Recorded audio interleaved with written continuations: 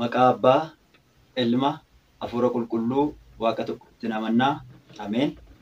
Hordoftoota keenyaa biyya keessaaf akkasuma biyya alaa ta'uudhaatiin karaa gola Yididaa yuutuubiitiin kanneen nu daawwachaatti jirtan bakkaaf lafa jirtan hundattiyyuu nageenya Waaqayyoodhaa isiniif haa baay'atu. Akkam jirtu, akkamiin sa'a kana geessanii?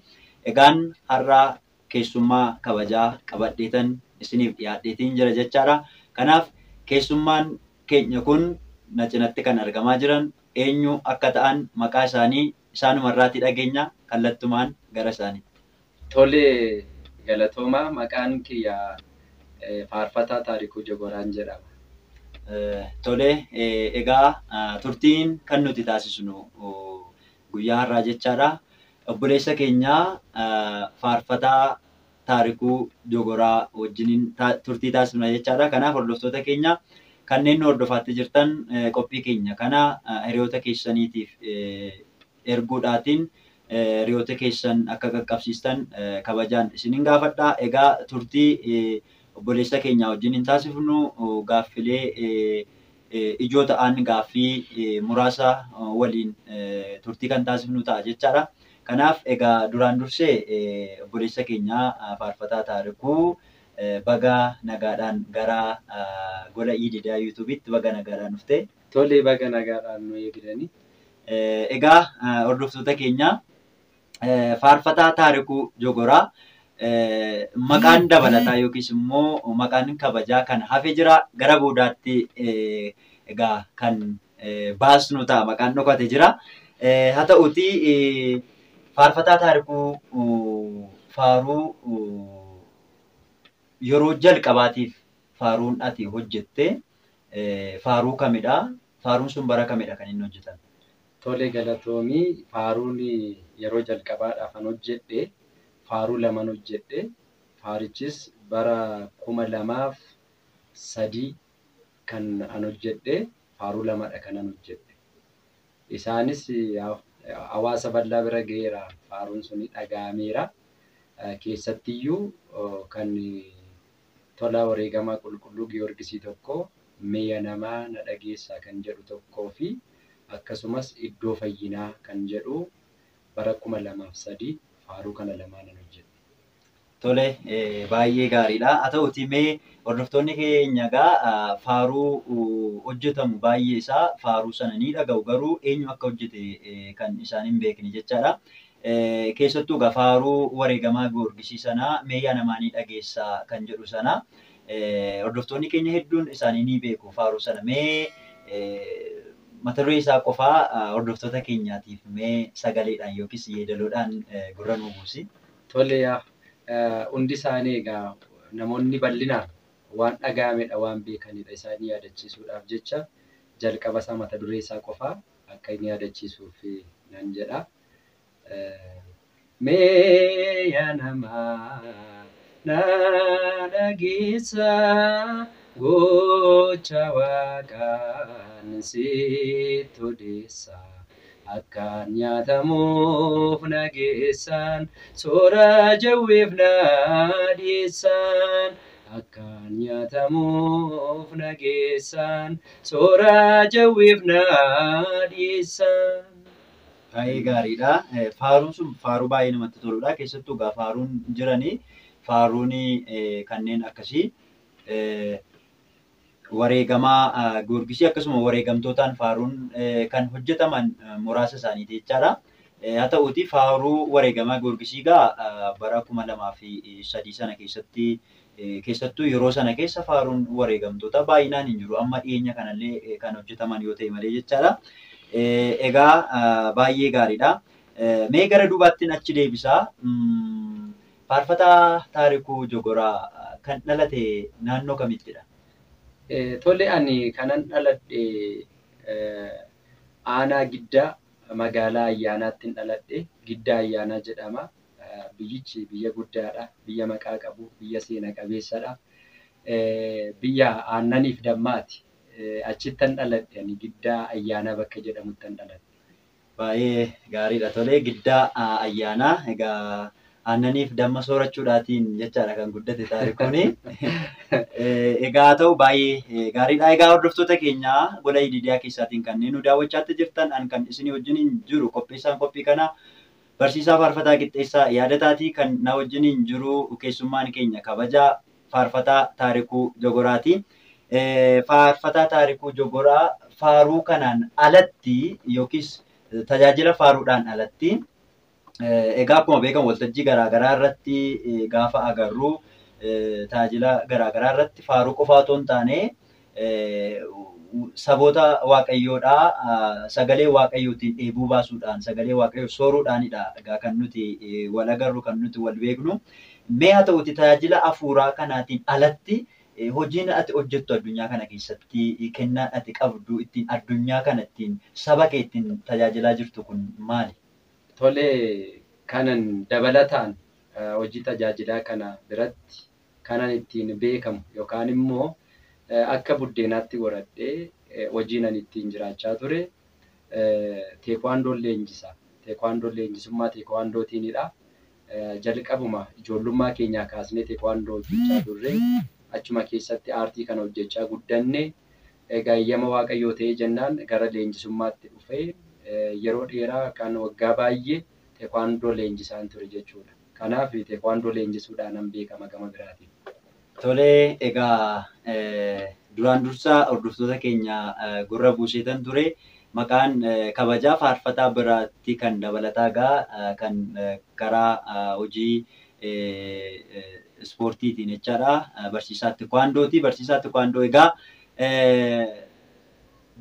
faarfataa Saaboon Taarikuu Jogoraati.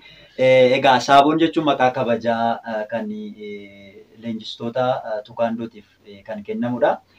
Haa ta'uuti hojii ispoortii kana keessatti egaa akka dhageettii gurraatii qabnutti namoonni hedduun kan isaan beekan jechaadha. Saaboon faarfataa Taarikuu Jogoraa hojii leenjisummaa teekwaandoo kana irratti ijoollee hedduu oomishuudhaatiin kan baasedha. Haa ta'uuti kanarratti illee kennaan isaaf kenname kanarratti hojii barsiisummaa teekwaandoo kanaatiin jechaadha. Maqaa kabajaa kan dabalataa ni qaba. Maqaa sana gaa kan beeku gaa isin qofaadha waan ta'eef mee maqoota jiran kana yookiis sadarkaa barnoota teekwaandoo ittiin qabdan kana mee hordoftoota keenyaaf anaafis illee akkasuma toonuu ibsitanii. Tolee, hojii dabalataa tajaajilaan alatti yookaan faaruudhaan alatti waan ani ittiin beekamu teekwaandoo leenjisuudhaanidha. Egaan ani teekwaandoo leenjisuudhaan beekama. Maqaan isaallee yookaan immoo wanti maqaan kabajaan isaa maal jechuudha maal jedhamee waamama jettee kan na gaafattes hin jiraata.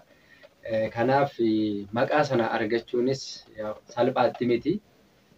Akkuma beekamu mana amantaa keessatti tajaajila hafuuraa keessattis biyya lafaa keessatti wantoota ittiin jiraannu kan nuuf kennu kan waan hundumaan nama dibu nama muudu dandeettis kan namaaf kennu beekumsas kan namaaf kennu waaqayyoodha. Hunda dura waaqayyoo kennaa kana nuuf laate maqaan isaa kan galatoomu nuuf haa ta'u jecha. Maqaan kabajaa barsiisaa jechuun Saaboom jechuudha. Saaboom afaan Kooriyaatiinidha. Teekwaandoon kun aartiin kun kan inni uumame Kooriyaa kaabaatti yeroo jalqabaadhaa fi kanaaf maqaan sun Saaboom jedhameeti waamama leenjisaa jechuudha. Egaan akkuma beekamu jalqaba caqasuudhaaf yaaliin ture. Kanarra gahuudhaaf salphaatti miti. Barataan tokko gaafa dhufee mana ispoortiitti seenu marsaa tokko baratee ka'ee saqqii kan fudhatuun qabaata. Saqqii jechuun asirratti sadarkaa barataadhaaf hidhamu mudhii irratti hidhatamee yeroo teekwaandoon baratamu hidhatanii hojjetan sana jechuudha. Saqqii yookaan qabattoo jedhama. Saqqiin jalqabaa kan inni kennamu yoo xiqqaate barataan tokko bilchinaan kan inni saqqii jalqabaa fudhatu ji'a 6 olitti aga waggaa tokko hojjeteeti. Gaafa waggaa tokko sana xumurus teekwaandoo xumure jechuu miti. Marsaa lammeeffaatti fufee barataa. Marsaa lammeeffaattis saqqii isatti aanu fudhata. Ammas marsaa sadeeffaa barataa. Isatti aanuttis akkasuma saqqii sana fudhata. Fooyya'aa fi deemee marsaa 4, marsaa 5 Aga kana edda leenji'ee booda gara maalitti deema? Gara daanii kan jedhamu jira. Daanii jechuun digirii jechuudha. Digirii jalqabaa yookaan faristi daanii fudhata. Faristi daanii fudhatee daanii lammeeffaa isaa erga fudhatee booda gara of danda'e eeyyama baafatee leenjisaa ta'utti deema. Dadhabbiin amman isii lakkaa'e kun waggaa hedduu keessa dabarteeti. Baay'ee dhaamamee dafqa baay'ee bu'aa baay'ee keessa darbameeti jechuudha. Kanaaf maqaan sun kan inni dhufu akkasittidha. Saaboom jechuun maqaa kabajaa leenjisaa yookaan barsiisaa jechuudha. Kanas ni Tole, haa ta'u egaa hordoftoonni keenya gola idiidiyaa keessaatiin biyya keessaa akkasuma biyya alaa ta'uudhaatiin kanneen nu daawwachaatti jirtan egaa Saaboon Faarfataa Taarikuu Jogoraadhaa wajjiniin turtii taasisaatti jirra. Turtiin keenya akkuma itti fufetti jira. Kanaaf hanga xumuraatti nu hordofaa nu wajjiniin turaa isiniin jenna. Egaa barsiisaa Saaboon Faarfataa Taarikuu Jogoraa egaa hojii ispoortii tukaandoo kana keessatti egaa leenjii tukaandoo kana keessatti waggoota hedduu lakkoofsisteetta. Mee barattoonni ati barsiistee hojii leenjisummaatiif geessistee sadarkaa hagamiirradha kan isaan gahanii jiranii? Jijjiirama akkamii fidaniitiin jiru? Tole, gaariidha, ulfaadhu barsiisaa. Ijoollee hedduu oomisheeraan. Ijoolleen oomishee kan beekamu qabu teekwaandoo leenji'uu jechuun barumsa ofii dagachuu jechuu miti. Amantaa ofiis dhiisuu jechuu miti. Yookaan laafuu jechuu miti. Teekwaandoo gaafa baratu dhalataan tokko yookaan namni tokko gaafa mana ispoortii kanaa seenu sammuun isaas duukaa ballachaa deema. Aktiif ta'aa deema. Baay'ee dhanni isaas hundumti qaama isaas yaataa baay'ee kakaachuu hojii kam hojjechuuf iyyuu dandeettii waa yaaduusaa dandeettii waa qabachuusaas duukuma dabalaa deema jechuudha. Kanaaf ijoolleen nuun oomishne aartii kana dhufanii hojjetan malee teekwaandoodhaan haa jabaatan iyyuu malee biratti barnoota isaanii akka isaan cimaa deeman akka isaan amantaa hunda keessaadha kan teekwaandoo kana namni dhufee baratu nu biratti leenji'u. Musliimni hin jiraata. Pirotestaantiin hin jiraata. Akkasuma waaqeffataan hin jira. Amantaa ortodoksii kan hordofan hin jiraatu. Hundumtuu bakka jirutti waaqa amanatu sanaaf akka inni amanamee jiraatu. Amanamaa akka ta'u. Akka nama qajeelaa nama guddaa tokko ta'u gorsaa leenjisne. Egaan galata waaqayyoo haa ta'u malee ijoollee yeroo dheeraa leenjisne keessaa leenjistoota kan ta'an yoo xiqqaate na bira kan baratan barataa yookaan leenjisummaadhaaf kan ga'an amma 30 amma 40 ta'u jedhee yaada. Biyyoota garaagaraa irratti leenjisaa ture. Biyyoota garaagaraa biyya baay'eetti leenjiseera. Biyyoota kanarratti leenjisaan amma ammaatti leenjisee yookaan barsiisee leenjisummaadhaaf geessise barattoota hedduu ta'u. Yoo xiqqaatan 30 ol malee isaa gadi miti. Kan leenjisummaadhaaf ga'anii carraa buddeenaa isaaniif ta'ee hojii kan hojjechaa jiran. Kana qofas immoo miti. Achi keessatti wal dorgommii bara 2008 akka guutuu Oromiyaatti ta'e shaampiyoona irratti leenjisaa godina Wallagga Bahaa ta'ee kan dorgommii sana geesse anaadha akka carraa kana argadhe leenjistoota baay'ee jiran keessa barattoota kos keessatti calalamanii yookaan dorgomanii darbanii kan filatamanii jiraatu kan bira baratanii ijoolleen godina Wallagga Bahaa bakka buusnee fuunee guutuu Oromiyaa shaampiyoonii sanarratti geessine. Ijoolleen dorgommii kana injifatan warqii 3 godina Wallagga Bahaaf kan argamsiisan akka carraa barattoota ni leenjisedha. Barattoota kooti jechuudha. Godina Wallagga Bahaaf akka Oromiyaatti warqii 3 fuudhanii tokkoffaa bahuudhaan kan biyyaaf gumaacha kana gumaachan ijoolleen ni leenjisaa turedha. Maqaa gaarii qabu, beekamtii gaarii qabu jechuu barbaade. Baay'ee namatti kan toludha egaa. Kutaa kana keessatti egaa leenjistootii kan isin leenjisuudhaatiin dirree hojii kanaatti bobbaasuudhaatiin dirree hojii kanarratti bobba'anii akkuma keessan barataa kan turan immoo deebi'anii hojii barsiisummaa irra jiran egaa hedduu isaanii ni jiru. Haa ta'uutii meegaa kanneen hordofaatti jiran hordoftoonni keenya keessattuu amantaa ortodoksii tawaahidoo kan hordofan amantaa kan biraallee kan hordofan ni jiru jechaadha. Yeroo tokko darbee wanti dubbatamu barsiisaa yookiis ispoortii hojjechuun kuni kanaan dura hojii ispoortii kana barachuudhaaf fedhiin qabaa gara barnoota kanatti illee seenuudhaa fi barachuudhaatii fi otoon yaalii taasisaa jiru. Barnoota mana amantaa keessaati. Isin kiristaanadha. Kiristaana taataniitu jirtanii eenyuun reebuudhaa fi eenyuun loluuf jettanii ispoortii barattu jedhanii namoonni barsiisan ijoollee kan dhowwan jiru. Kanaaf mee asirratti ispoortiin kun mana amantaadhaa wajjin yookiis amantii wajjiniin wanti inni wal dhiibu maaltu jira kan jedhu mee hordoftoota keenyaatiif waa xiqqoo ishee irraatii nu dhiyeessitu. Hordoftoonni keenyas egaa aga xumuraatti nu hordofaa isiniin jennaa. Kallattiidhumaan mee deebiin maaltu jira ispoortiidhaaf manni amantaa yookiis walitti dhufeenyi isaanii maalidha? Akkamiin waliin deemuu danda'u kan jedhu wajjinumaan dhaggeeffannaa turtii keessan nu wajjiniin taasisa. Tolee barsiisaa gaaffii gaariidha kan na gaafatte. Baay'ee gaaffii nama naaf ka'e kun baay'ee nama kofalsiisaa jechuun gaaffii hawaasa bal'aa keessa jiru yookaan namoota bal'aayyuu jechuu hin dandeenye muraasa keessa hin jiraata. Namoonni akkamitti namni tokko faarfataa ta'ee tajaajilaa ta'ee waltajjiirra bahee nama barsiisaa faarfachaa sagalee waaqayyoo dabarsaa akka kanaatti immoo ispoortii barataa. Ispoortiin kan biyya lafaati.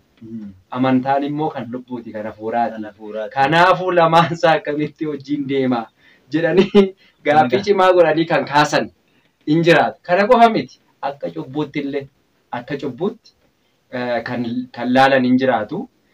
Ispoortii hojjechuun nama amantaa irraa ni eegamu jedhanii akkasittiin gaaffii dogoggoraa kanaan. Ispoortiin nama reebuu fi nama miidhuuf akkasuma qofaatti kan qabatan ni jiru jechaadha. Baay'ee akkasittiin qabatu namoonni baay'een kan naaf ka'us hin jiraata yaada akkasii na gaafatan hin jiraatu.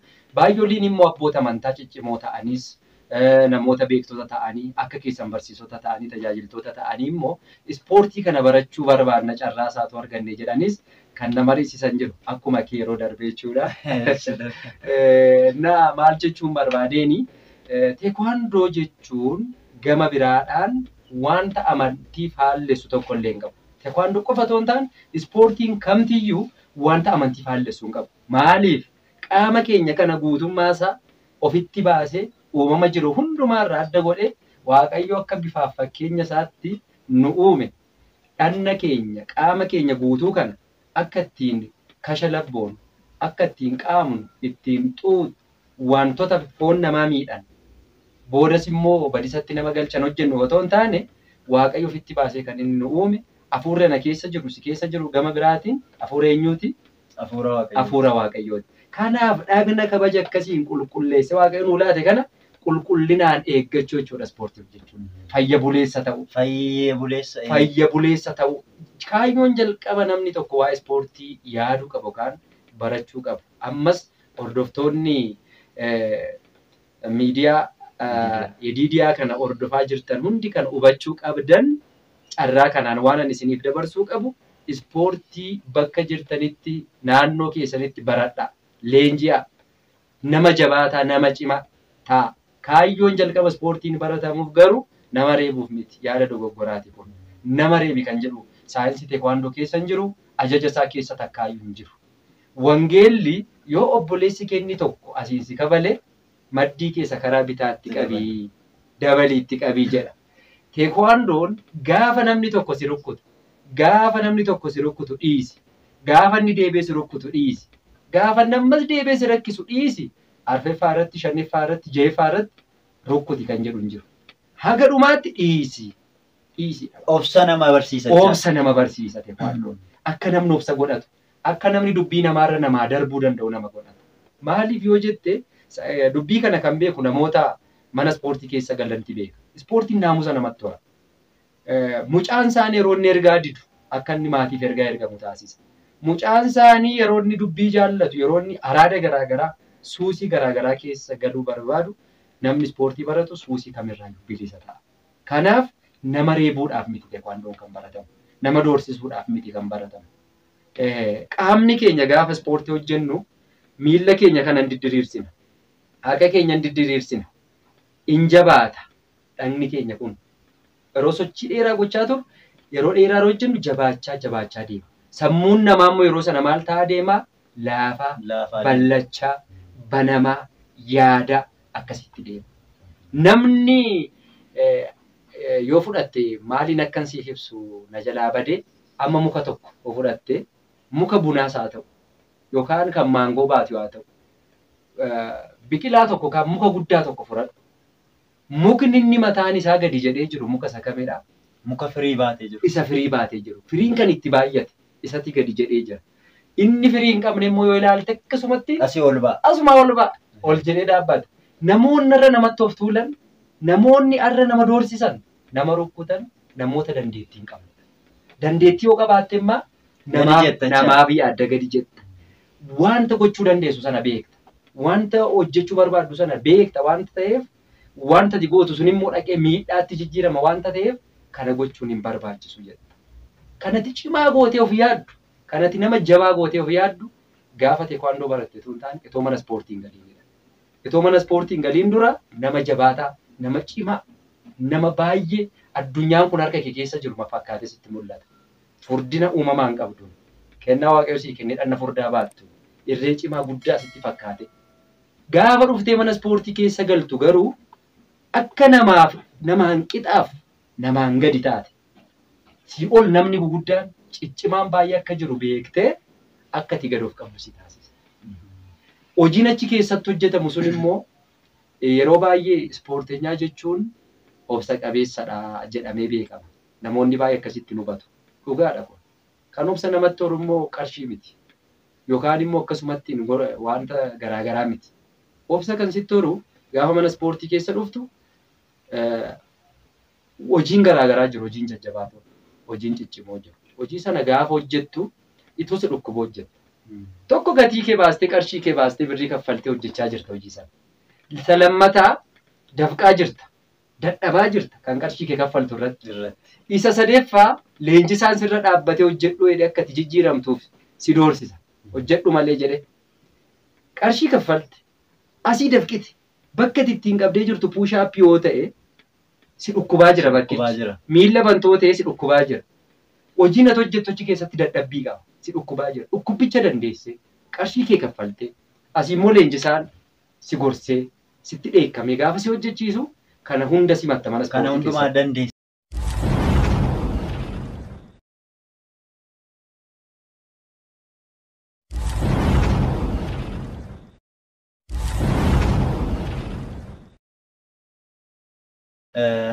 Egaa baay'ee gaariidha.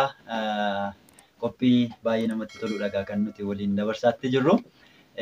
Haa ta'uuti egaa faaruu kan kanaan dura hojjetame kan duraanii gara gurra dhaggeeffattoota keenyaatiin kan ga'e egaa kan wareegamaa Giyoorgisiif kaasiniitiin turre. Egaa amma isaatii asittis faaruun faarfataa Taarikuu Jogoraa faaruu kan biraa akka hojjetee jirudha kan beekamu. Kanaaf mee isaatii asitti faaruun ati qofaa keetti hojjettee jiraahii kan jedhudha. Faaruu sana keessaatii immoo faaruun sun akka tarii dhaggeeffattoonni keenya akka isaan baranidha. Faaruu keessaa muraasa isaa kan dhaggeeffattoota bira ga'ee maqaa nuu kaastee akka nuti barruutiif jechaadha. Tolee, ulfaadhu barsiisaa. Faaruun bara 2003 hojjedhe sun lamaan iddoo fayyinaa fi mi'a namaa na dhageessaa kan jedhu tolaa wareegamaa qulqulluu Giyoorgisiif kan faarfatame sanaa asitti inni ka'umsa naaf ta'e jabina naaf ta'e waaqayyo na gargaaree jennaan bara 2007 gara xumuraa faaruu albeema guutuu hojjedheen ture. Faaruu albeema guutuu faaruu 12 kan qabu hojjedheen isa sana keessaa gurra hawaasa bal'aa bira ga'eera. Namoonni baay'een dhaggeeffataniiru. Keessattuu baay'ee kan natti dhaga'amee an faaruu sana keessa galchee kanan hojjedhe tokko hin jiraata. Akkuma beekamu faaruun baay'een dhiyeenya kana afaan Oromootiin kan babal'achaa dhufeef baay'achaa dhufe. Tajaajiltoonni baay'achaa oomishamaa ba'aa dhufan malee duratti faaruu Amaariffaa otoo hiika isaan beekiin otoo waan inni ergaa dabarsituun beekiin faarfatamaa ture. Faarfanna jechoota dogoggoraa fa'aatiin faarfanna. Amma har'aallee afaan kana bal'inaan hin beeknu beekamaadha. Yeroo sana immoo dogoggoraan fa'a wanta jedhamu hin qabne jennee faarfachaa turre. Annamma yaada kootti bara sana waggaa 10 kana dura faaruu hojjechuun qarshii baay'ee qabaadhee miti. Kaka'umsa mataa koo godhee kanan gara faaruu sanaatti galeef namni qooqa beeku naa baratu.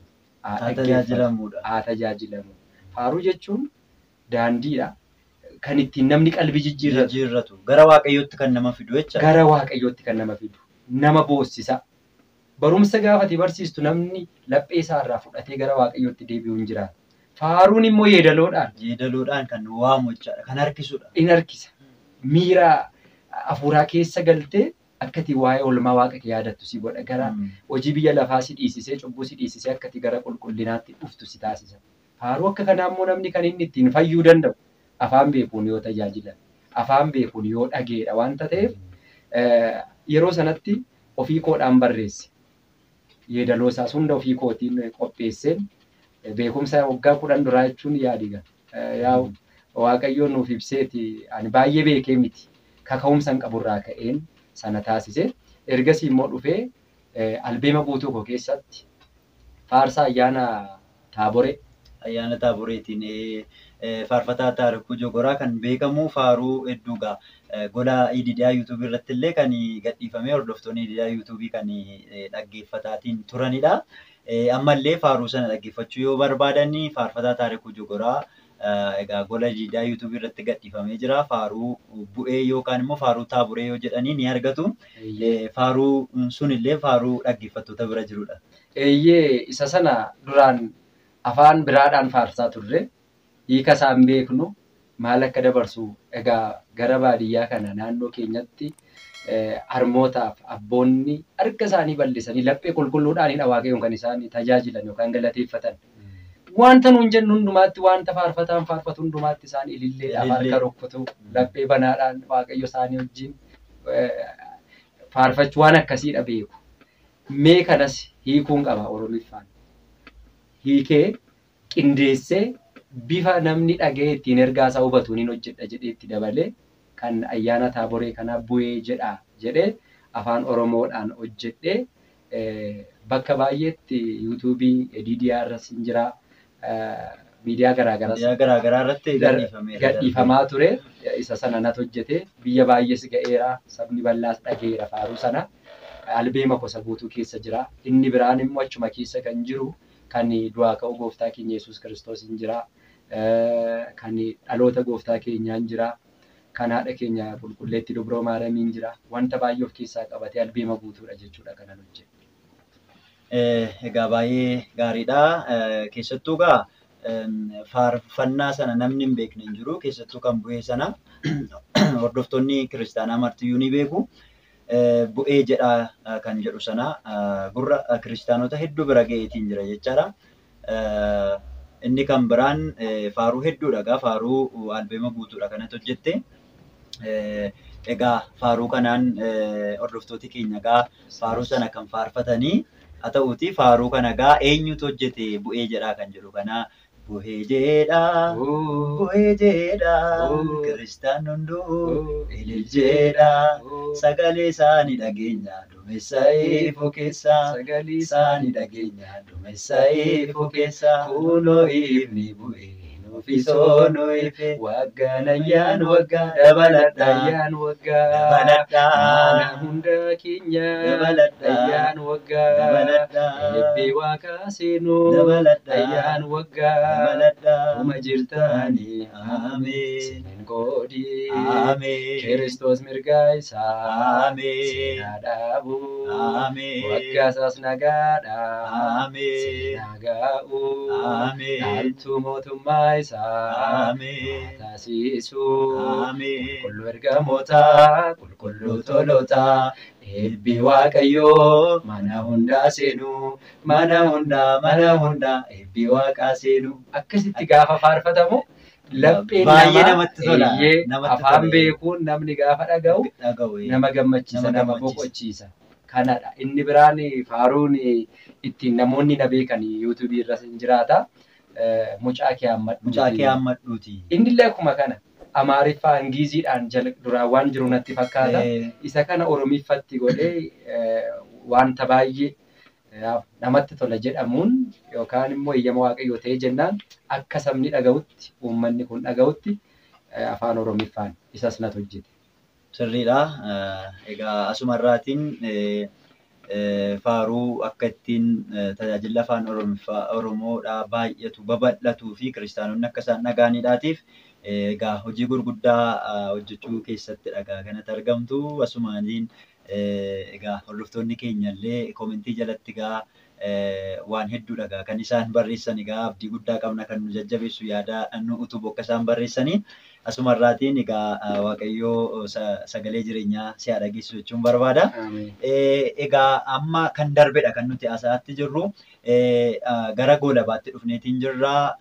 Egaa gara fuulduraatti waliin wal agarree dhimma mana amantaa tajaajila mana kiristaanaa keessatti wanta wal qabatuu fi akkasuma wantoota waqtaawwoo ta'an wantoota ijoo mana kiristaanaa keenya amma wantoota tokko tokko ni jira kiristaanonni kan baruu qabanii.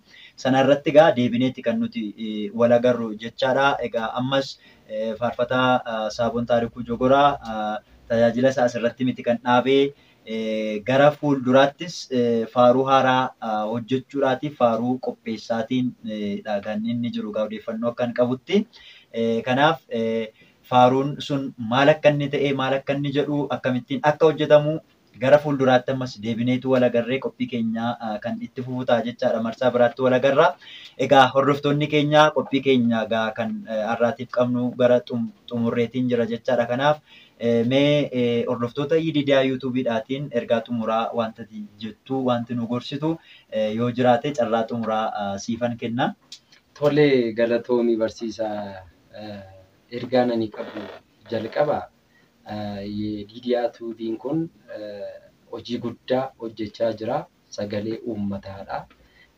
Dhimma dhokataa yookaan dhoksaa dhiibbaa mana amantaarra geessifamaa jiru yookaan immoo saba Oromoo irra geessifamaa jiru karaa tajaajiltoota afaan Oromoo wajjin wal qabate sodaa tokko malee ifa baasee akka wanticha irraa baratamuuf yookaan akka wanti yaraa ta'e dhimma tajaajilaa keessaa ba'utti hojii guddaan hojjechaa jiru. Baay'ee kan nama dinqisiisudha. Isa dhugaa dubbachuudhaaf jabaatee itti nuufaa fufu. EDDA YouTube'n kun hojii guddaa hojjechaa jira. Tajaajila keenya gara fuulduraatti deemsisaa jira. Ammallee kana caalatti jabaatee akka hojjetu anis abdii guddaan qaba. Asumaan galatoomaa jechuun barbaada. Inni itti aanu hawaasa keenyaaf, uummata keenyaaf yookaan tajaajiltoota keenyaaf, tajaajilamtoota hundumaafis wanta dhaamuu barbaadu. Miidiyaa keenya nuti guddifata, nuti bira dhaabbata. Yoo nun wal wajjin dhaabbanne, wal jabeeffanne waan hundumtiyyuu galma ga'uu danda'a. Inni sun karaa isaa fiigee, inni kun karaa isaa fiigee wanti galma nama geessisu tokko illee hin jiru. Yoo gurmoone yoo tokko taanedha wanta ta'eef tokko taanee miidiyaalee akkas dhimma tajaajilaa irratti xiyyeeffatanii dhimma tajaajilaa keessattuu dhimma afaan Oromoo wajjin kan wal qabatu afaan sabni kun dhaga'uun akka tajaajilamuuf warra dafqanii dhamaanii hojjechaa jiran kana tumsachaa isaanii wajjin jabeeffannoo wajjin gara fuulduraatti tarkaanfannuun isiniin jedha. Baay'een isin jaalladha, baay'een isin kabaja. Hundi keessan bakka jirtanitti yaadaanis waan hundaan horii nu deeggaraa turtaniif nu deeggaraa jirtanis hundi keessan maqaa Waaqayyoodhaan galatooma fayyaanaaf ta'an isiniin jedha. Tole haa ta'u egaa qophii kan biraatiin deebineetiin wal agarraa hordoftoota keenya. Egaa turtiin nuti Saaboon Taarikuu faarfataa Taarikuu Jogoraa wajjiniin taasifne kan jalqabaa asuma irratti kan goolabnu ta'a jechaadha. Qophii kan biraatiin ammas yeroo dhiyootti deebineetiin wal agarra jechaadha. Saaboon faarfataa Taarikuu Jogoraa waamicha keenya kabajuudhaatiin gara gola EDDA YouTube'itti dhufuudhaatiin hordoftoota keenya wajjin wal arguudhaatiin yaada kee nuuf hiruu keetiitiif maqaa kootiitiif akkasuma maqaa hordoftoota EDDA YouTube'itiin guddaa galatoominsiin jedha. Galatoomaa isinis ulfaadha. Egaa guyyaa biraa sagantaa biraatiin wal agarraa aga sanattiyyuu nagaa ta'a fayyaa ta'an isiniin jedha. Hordoftoonni keenyas egaa qophii keenya xumurreetiin jirra. Sagantaa kan biraatiin haga wal agarruutti nagaadhaan turaa akka Waaqayyoo jalqabaa gatu muraatti kan nu geggeesse abbaadhaaf galanna ta'u, ilmaaf galanna ta'u, hafuura qulqulluudhaaf galanna ta'u. Har'as yeroo hundumaa hanga bara baraatti ameen. Horaa bulaa deebanaa. Didiyaadha galanni keenya ulfina isaatiif kaanee hundi keenya Waaqa jiraatu hundaa dabarsee beekuu hafuuraa